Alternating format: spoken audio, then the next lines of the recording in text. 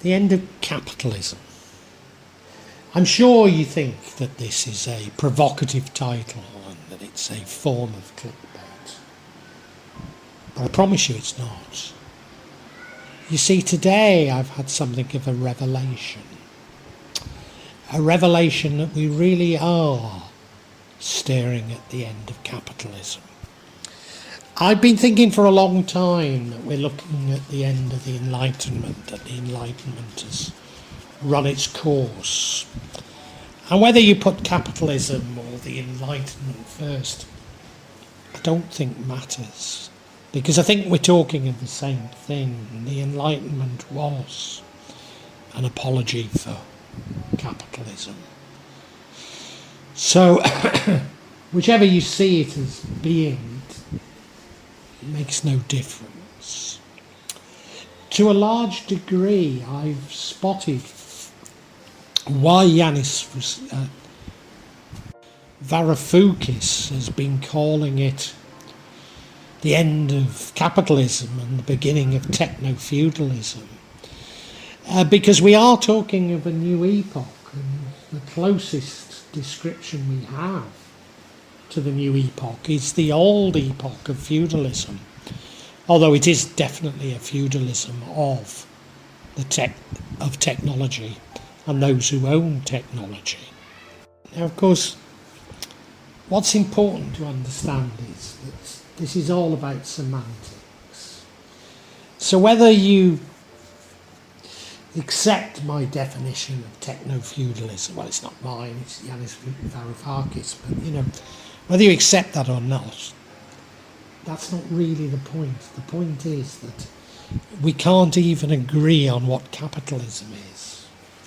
All too often, when I argue with people in America, they believe it's about mom and pop stores on Main Street, and they see monopoly capital as being something completely removed from capitalism. So, we don't even use the same language for it. Many would argue it's an economic system, but I would say at best it's a philosophy. And I say at best because it strikes me as a set of beliefs that have been developed to justify the few lording it over the many, to justify the few hoarding God's resources, whilst many are starving. It's this whole sort of set of beliefs that justifies what I see as ungodly and inhuman. And whenever I mention the word capitalism, or more especially if I mention the word communism, I'm inundated by people who claim that their grandfather, their father, their wife lived through communism in Russia, in China, in Nicaragua, and how dreadful it is, what a dreadful system, and I'm sure it is, or was, But there's more of these people than ever lived under these regimes. And the other thing that I get is it's the only system that works. It may not be perfect, but it's the only system that works. Implying that other systems have been tried. Well, feudalism was tried and that worked of a fashion, just as capitalism maybe works of a fashion, if you can call either working. But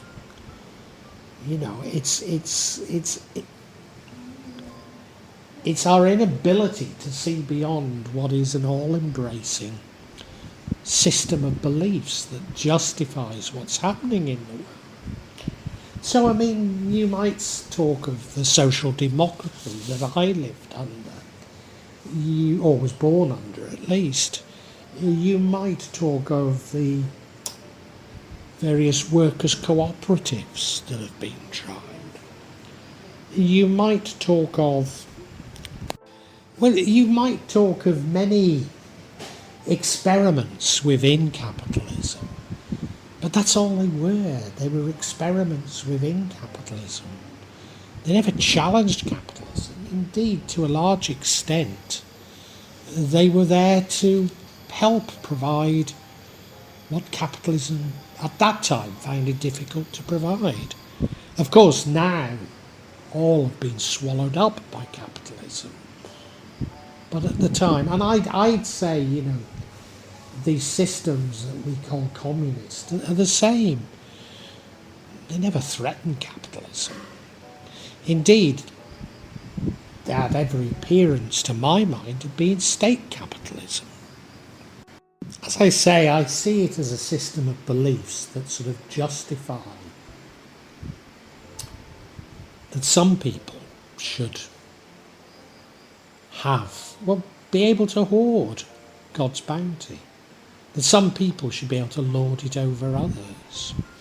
But I think it goes further, because the mere fact that we say, well, no other system has worked, or that my grandfather lived in Russia, or lived in the Soviet Union, the fact that we see things in that way means that we've been completely cut off from our ability to envisage anything different, which is why, the End of Capitalism is such a provocative title to this.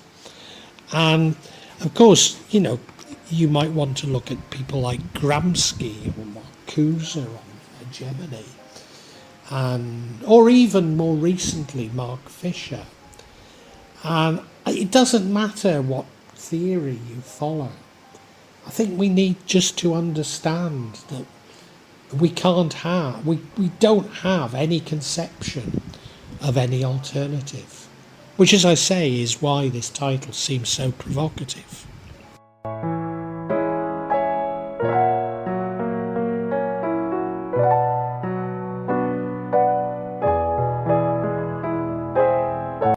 Now, you might have gathered from the way I'm speaking that I don't believe we can talk of an objective truth, because of everything we believe has been constructed.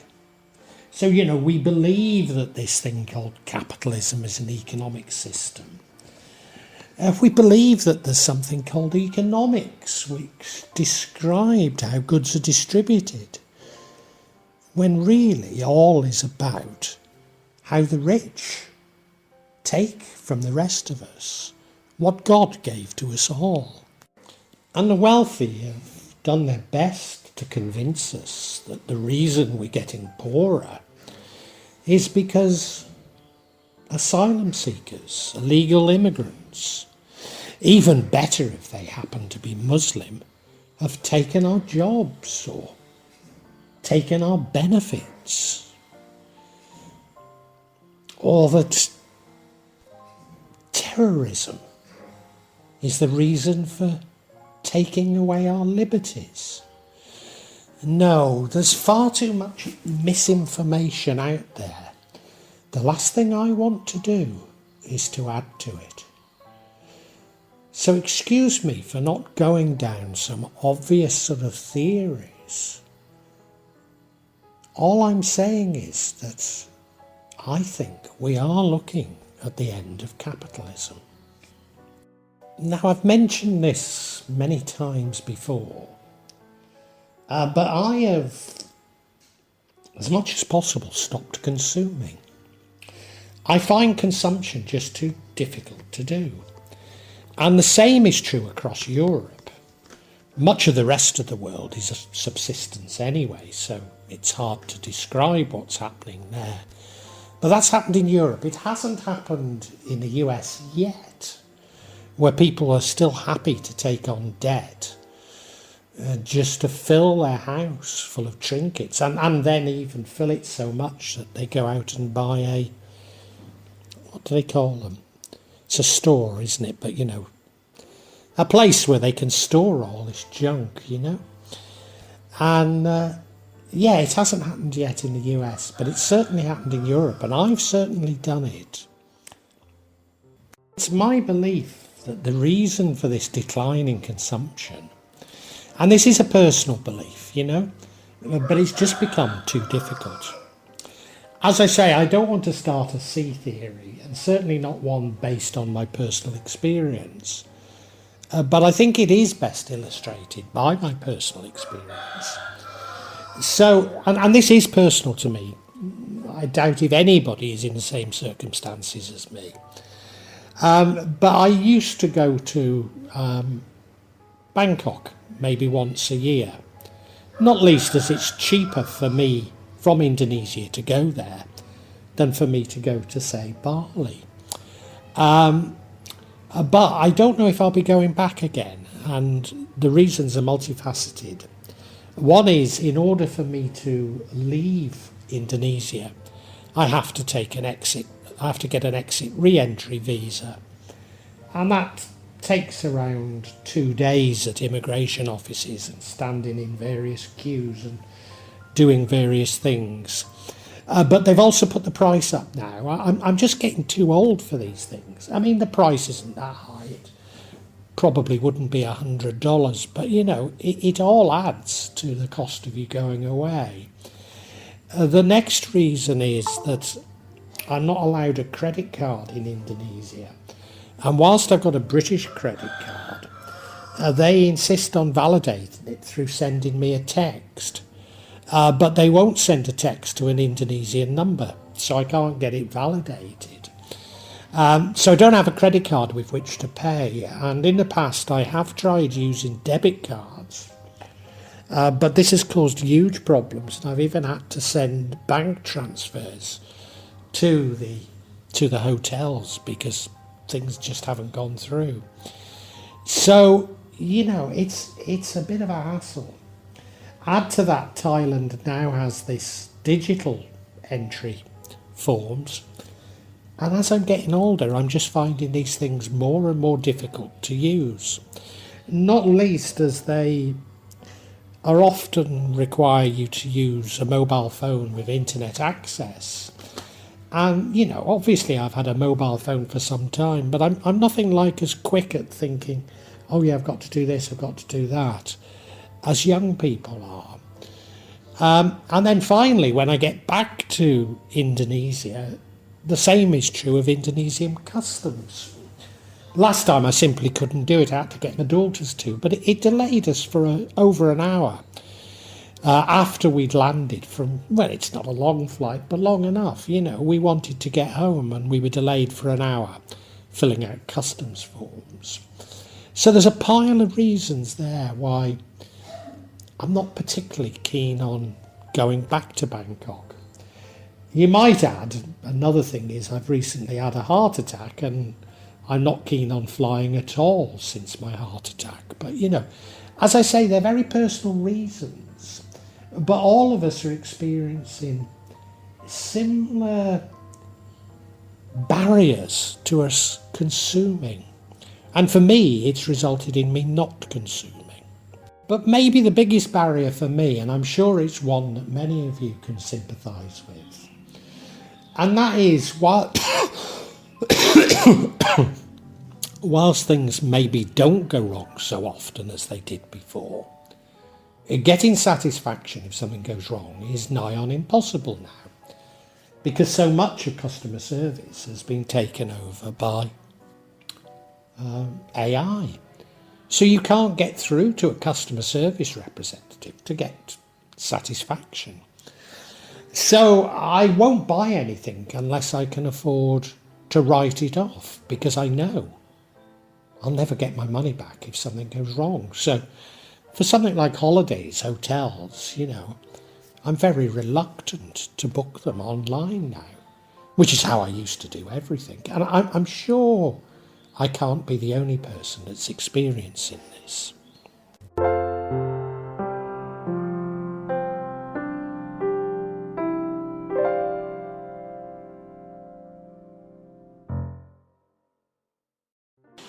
Will you get to the point, Java?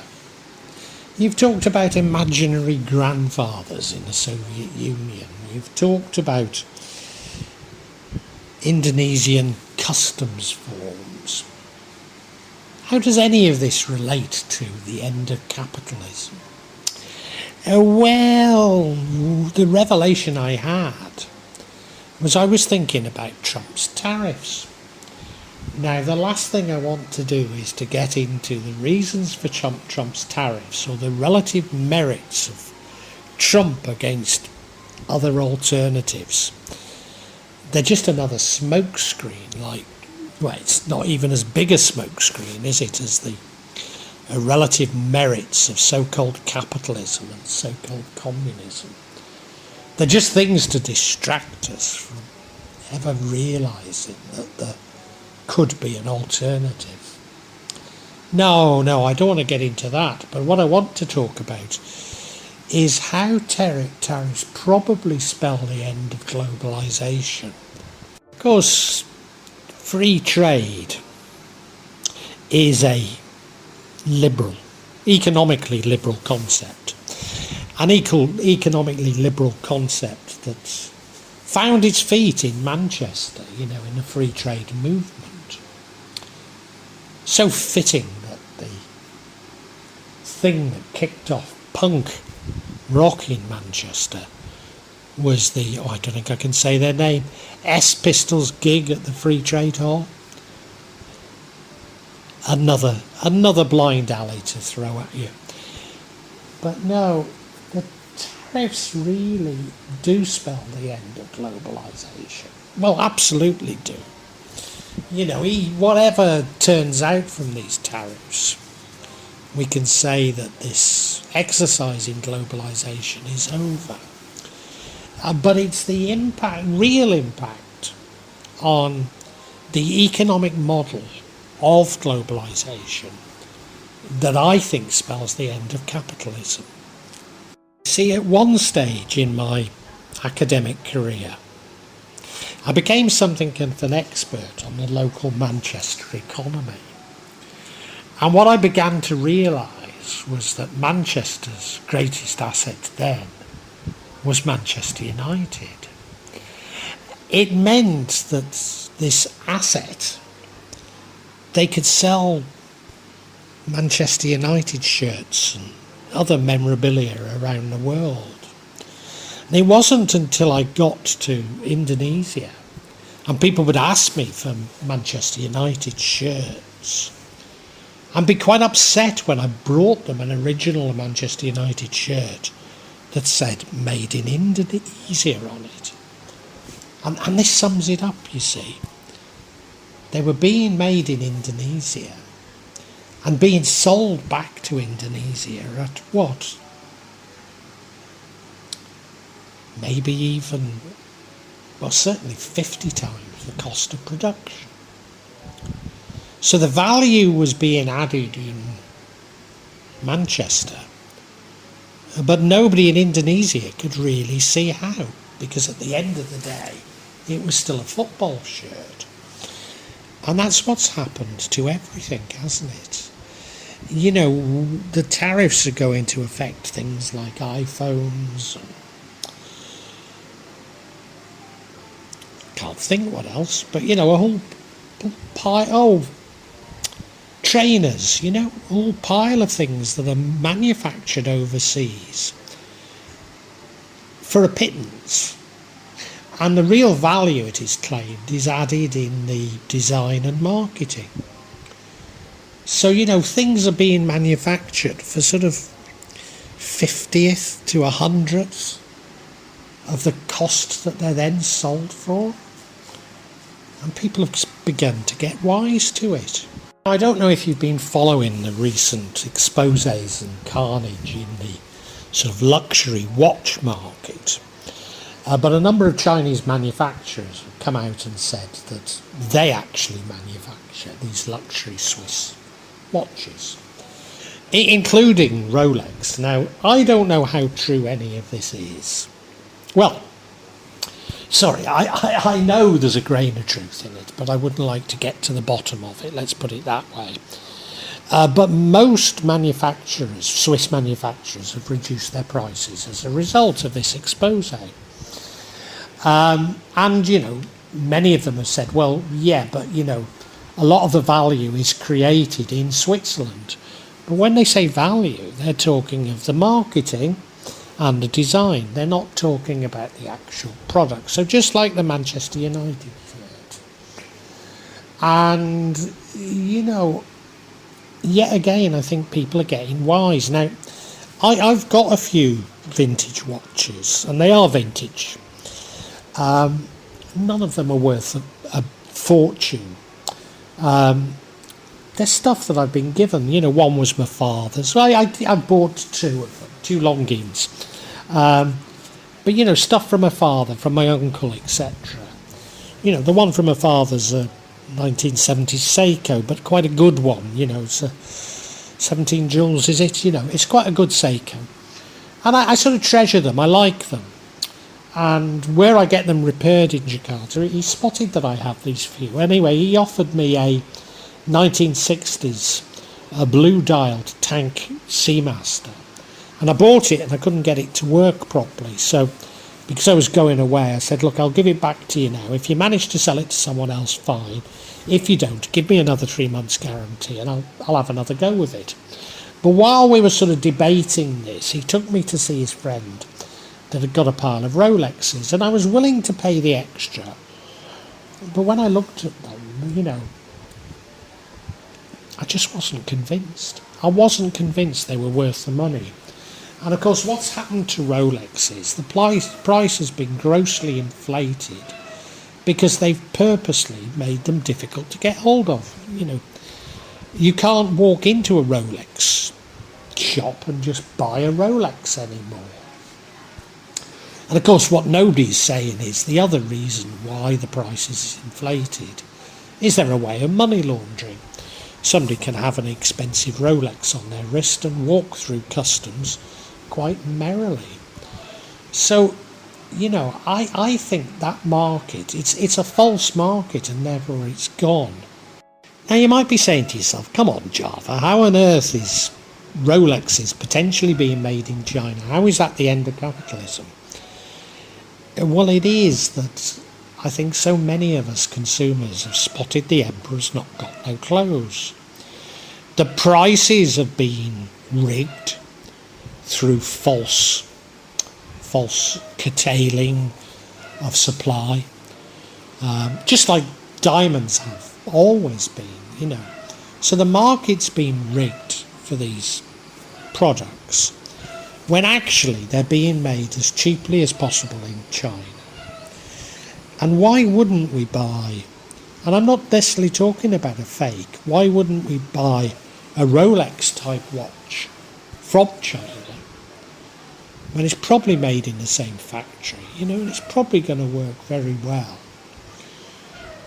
People are going to start realising this, and that's exactly what's happening, and that really is the end of capitalism, because once the brands mean nothing, what are they going to keep selling us?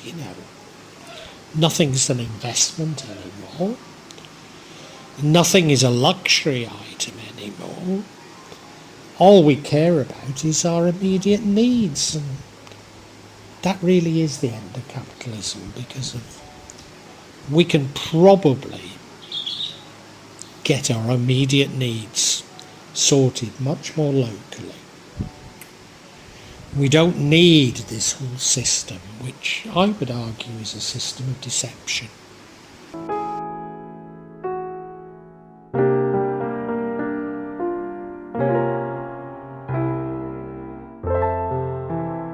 What I'm saying is that when we begin to realise that the value is really being added within capitalism to make us believe that cheap goods are scarce, rare, or hold more value than they actually do, then it no longer seems like an economic system. It no longer seems like the most efficient system of of balancing supply and demand, but like fraud. doesn't it? It really does feel like fraud, and once we understand it to be a system of fraud, then I honestly believe that the whole edifice falls down. But it goes further than that, because the Techno Feudalists, for want of a better way of describing it, actually don't care. They don't mourn the ending of capitalism, because they've already established this technocratic feudalism, while all of us were sort of getting engaged in Trump's tariffs, in immigration, in terrorism, We were being distracted, left hand, right hand. They've already moved on. They don't care. They won't mourn the end of capitalism. They've already replaced the system from within, just as Marx had predicted.